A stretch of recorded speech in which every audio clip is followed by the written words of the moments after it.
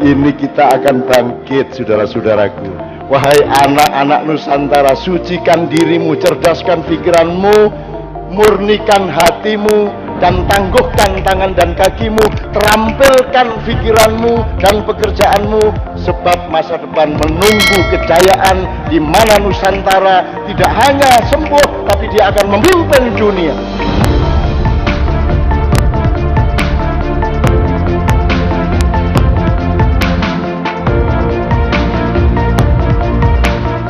Hari ini, tanggal 12 adalah hari dimulainya kebangkitan Nusantara untuk memimpin dunia menuju kemakmuran bumi yang sudah ditetapkan Tuhan Yang Maha Esa.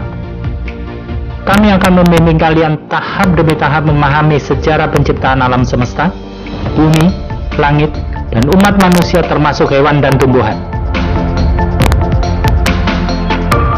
Dengan pengetahuan dan pemahaman sejarah yang benar, kalian akan mengetahui bahwa teknologi Nusantara dahulu jauh lebih modern dibanding saat ini. Teknologi tinggi ramah lingkungan diterapkan untuk mensejahterakan semua makhluk hidup. Melalui perdagangan dan ekonomi, Nusantara mendistribusikan kemakmuran ke seluruh makhluk bumi. Saat itu, hanya ada dua daratan besar atau super benua di bumi. Salah satunya adalah super benua Pangea yang diciptakan Tuhan sama seperti surga, tempat Nabi Adam alaihissalam diturunkan, Nabi Idris alaihissalam dan Nabi Nuh alaihissalam dilahirkan. Super benua Pangea adalah kerajaan Nusantara. Wilayahnya meliputi Afrika, daratan Cina, India, Australia, dan Asia Timur Jauh.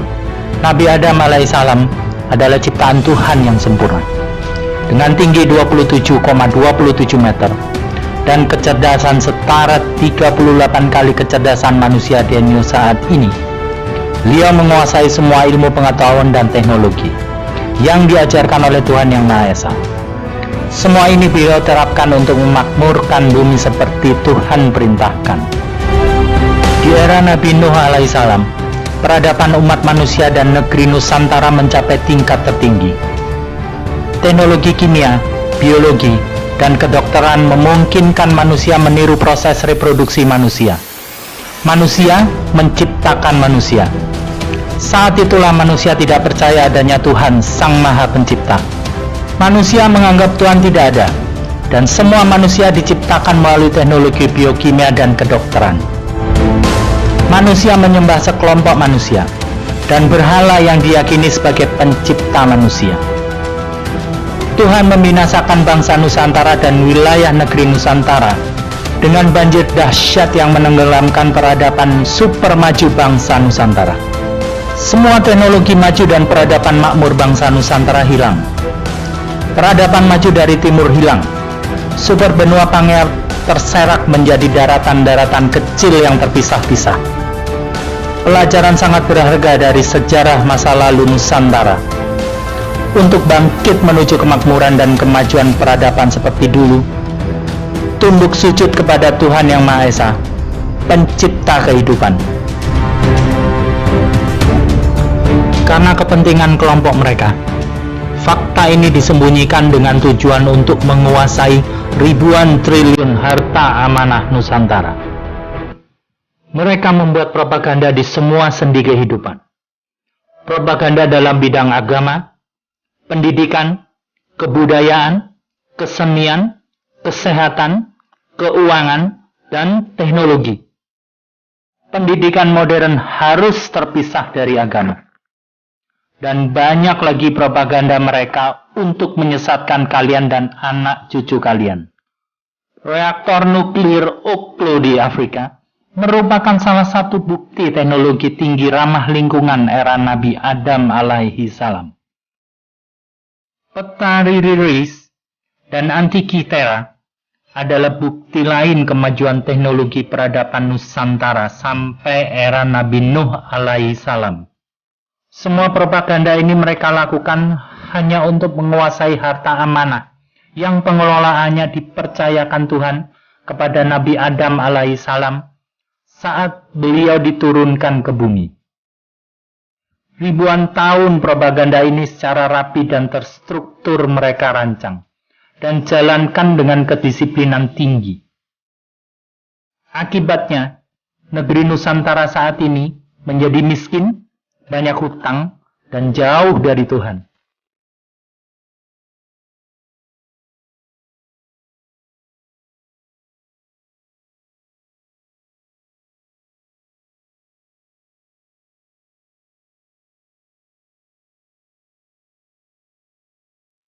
"20 juta tahun yang lalu, era Nabi Idris alaihissalam, manusia sudah menguasai 72 bahasa, membaca, menulis, dan membuat arsip.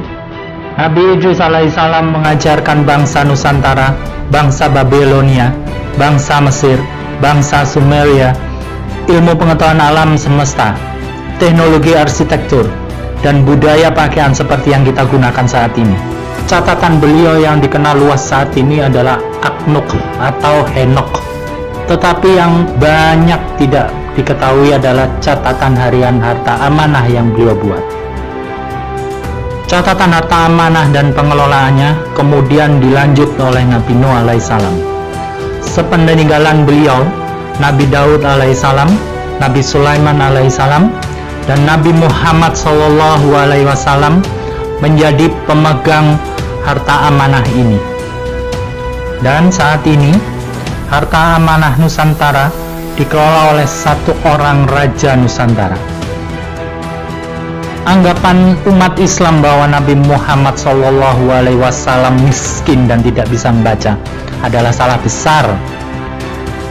Kami akan membahas kontroversi ini lebih detail di edisi sejarah agama. Sampai saat ini, catatan dana amanah The World Heritage Fund tersimpan rapi di 3 tempat dan dibenarkan dan dikonfirmasi oleh 300 pejabat keuangan dunia dari 4 pihak. Mereka semua terikat undang-undang kerahasiaan dan perjanjian internasional yang sering dikenal dengan sebutan NCNDA, Non-Circumvention and Non-Disclosure Agreement. Di bawah perjanjian NCNDA ini, para pejabat dan pemegang amanah harus merahasiakan dan menyangkal keberadaan semua dokumen World Heritage Fund ini. Rekening bank atas nama King David dan Prophet Muhammad adalah 2 dari 6 rekening bank World Heritage Fund yang aktif sampai saat ini. Harta amanah tersebut adalah milik Tuhan untuk seluruh umat manusia di bumi, khususnya bangsa Nusantara. Sampai detik ini, Tuhan dengan kekuasaannya menjaga harta amanah ini aman dari penjarahan mereka dan kelompok mereka. Sudah saatnya kami harus mengungkapkan data ini, karena sudah banyak korban tindak penipuan mengatasnamakan harta amanah Soekarno. Mereka selalu berusaha menguasai harta amanah Nusantara ini. Mereka juga membuat kerajaan-kerajaan Nusantara tiruan dan membiayai kelompok mereka untuk mengaku sebagai Raja Nusantara. Kerajaan tiruan ini juga didaftarkan ke Perserikatan Bangsa-Bangsa atau sering kita sebut United Nations. Patut diingat, Presiden Soekarno hanya sebagai penerima mandat, bukan penerima amanah. Presiden Soekarno bukan pemilik dana amanah. Ingat, pemegang amanah bisa menggunakan dana amanah untuk kepentingan umat manusia, kapan saja, di mana saja, tanpa perlu dokumen tersebut dikembalikan. Sejak hari ini, channel ini akan mengungkap data dan fakta sejarah dengan durasi pertayangan 12 menit 34 detik. Setiap 56 jam akan kami tayangkan data dan fakta baru. dan kami siapkan 789 edisi yang akan mengungkap semua kebenaran.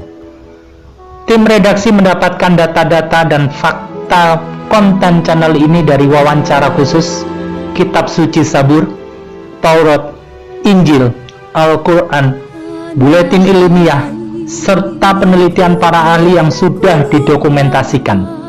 Selama ribuan tahun telah melaksanakan tugas memakmurkan segenap bangsa, dan wajib kalian lanjutkan sesuai dengan cita-cita pembukaan Undang-Undang Dasar 45.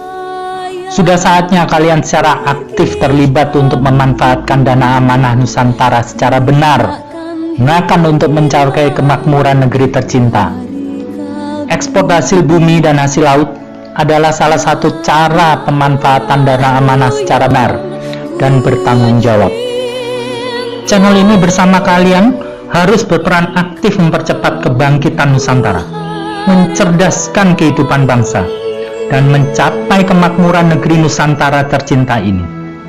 Terima kasih.